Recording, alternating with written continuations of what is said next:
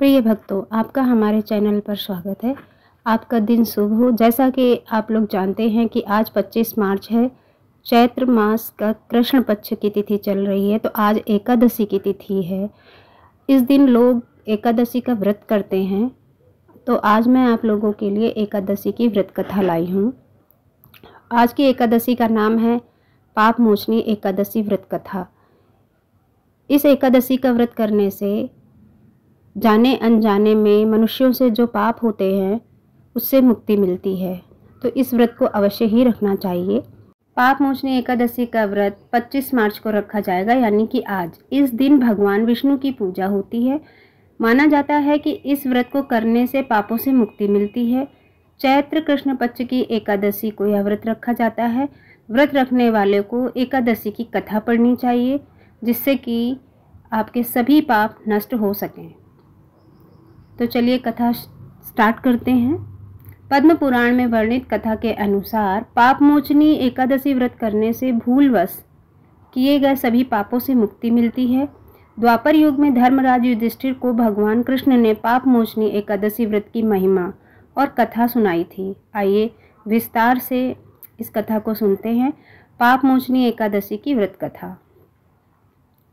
युधिष्ठिर ने पूछा, भगवान, चैत्र कृष्ण पक्ष की एकादशी का क्या नाम है, या बताने की कृपा कीजिए। भगवान श्री कृष्ण बोले, राजेंद्र सुनो, मैं इस विषय में एक पापनाशक उपाख्यान सुनाऊंगा, जिसे चक्रवर्ती नरेश मानधाता के पूछने पर महर्षि लोमस ने।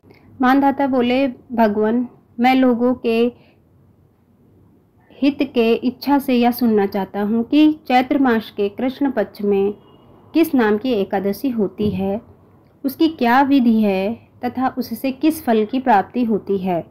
कृपया ये सब बातें आप हमें बताइए। लोमस जी ने कहा, नृप श्रेष्ठ, पूर्व काल की बात है। अप्सराओं से सेवित चैत्र रथ नामक वन में, जहाँ गंधर्वों की कन्याएं बाजे बजाती हुई विहार करती हैं, मनुघोषा नामक अप्सरा मुनिवर मेधावी को मोहित करने के लिए आईं। महर्षि उसी वन में रहकर ब्रह्मचर्य का पालन करते थे।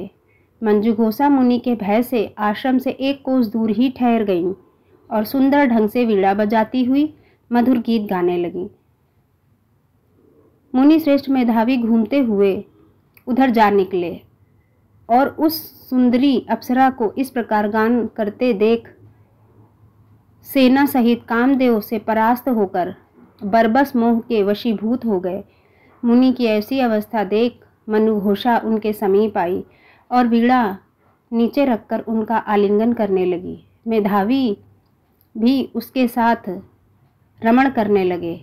कामवश रमण करते हुए उन्हें रात और दिन का भी भान न रहा। इस प्रकार मुनि जनोचित सदाचार का लोप करके अप्सरा के साथ रमण करते हुए उन्हें बहुत दिन व्यतीत हो गए। मनुघोषा देवलोक में जाने को तैयार हुई। जाते समय उसने मुनि श्रेष्ठ मेधावी से कहा, ब्राह्मण, अब मुझे अपने देश जाने की आज्ञा दीजिए। मेधावी बोले, देवी, जब तक सुबह की संध्या न हो जाए तब तक मेरे ही पास ठहरो। अप्सरा ने कहा, प्रिवर, अब तक न जाने कितनी संध्या चली गई, मुझ पर कृपा करके बीते हुए समय का विचार तो कीजिए। लोमस जी कहते हैं, राजन, अप्सरा की बात सुनकर मेधावी के नेत्र आश्चर्य से चकित हो उठे। उस समय उन्होंने बीते हुए समय का हिसाब लगाया तो मालूम हुआ कि उसके साथ रहते 57 वर्ष हो गए। उसे अपनी तपस्या का विनाश करने वाली जानकर मुनि को उस पर बड़ा क्रोध हुआ। उन्होंने शाप देते हुए कहा, पापनी, तू पिशाची हो जा। मुनि के शाप से दग्ध होकर वह विनय से नतमस्तक हो बोली, प्रियवर, मेरे शाप का उद्धार कीजिए। 7 वाक्य बोलने या 7 पद साथ साथ चलने मात्र से ही सत्पुरुषों के साथ मैत्री हो जाती है। ब्राह्मण, मैंने तो आपके साथ अनेक वर्ष व्यतीत किए हैं। मुनि बोले, मेरी बात सुनो, यह शाप से उद्धार करने वाली है। क्या करूं? तुमने मेरी बहुत बड़ी तपस्या नष्ट कर डाली है। चैत्र कृष्ण पक्ष में जो शुभ एकादशी आती है उसका नाम है पाप मोचनी। वह सब पापों का क्षय करने वाली है। सुंदरी, उसी का व्रत करने पर तुम्हारी पिशाचता दूर होगी। ऐसा कहकर मेधावी अपने पिता मुनिवर च्यवन के आश्रम में गए। उन्हें आया देख च्यवन ने पूछा, बेटा यह क्या किया? तुमने तो अपने पुण्य का नाश कर डाला।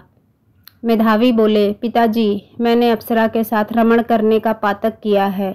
कोई ऐसा प्रायश्चित बताइए जिससे पाप का नाश हो जाए। च्यवन ने कहा, बेटा चैत्र कृष्ण पक्ष में जो पाप मोचनी एकादशी होती है उसका व्रत करने पर पाप राशि का विनाश हो जाएगा। पिता का यह कथन सुनकर मेधावी ने उस व्रत का अनुष्ठान किया। इससे उसका पाप नष्ट हो गया और वे पुनः तपस्या से परिपूर्ण हो गए। इसी प्रकार मनु यौवा ने भी इस उत्तम व्रत का पालन किया। पाप मोचनी का व्रत करने के कारण यह पिशाच योनि से मुक्त हुई और दिव्य रूप धारणी श्रेष्ठ अप्सरा होकर स्वर्गलोक में चली गई। राजन, जो श्रेष्ठ मनुष्य पाप मोचनी एकादशी का व्रत करते हैं उनका सारा पाप नष्ट हो जाता है। इसको पढ़ने और सुनने से सहस्त्र गोदान का फल मिलता है। बोलो विष्णु भगवान की जय।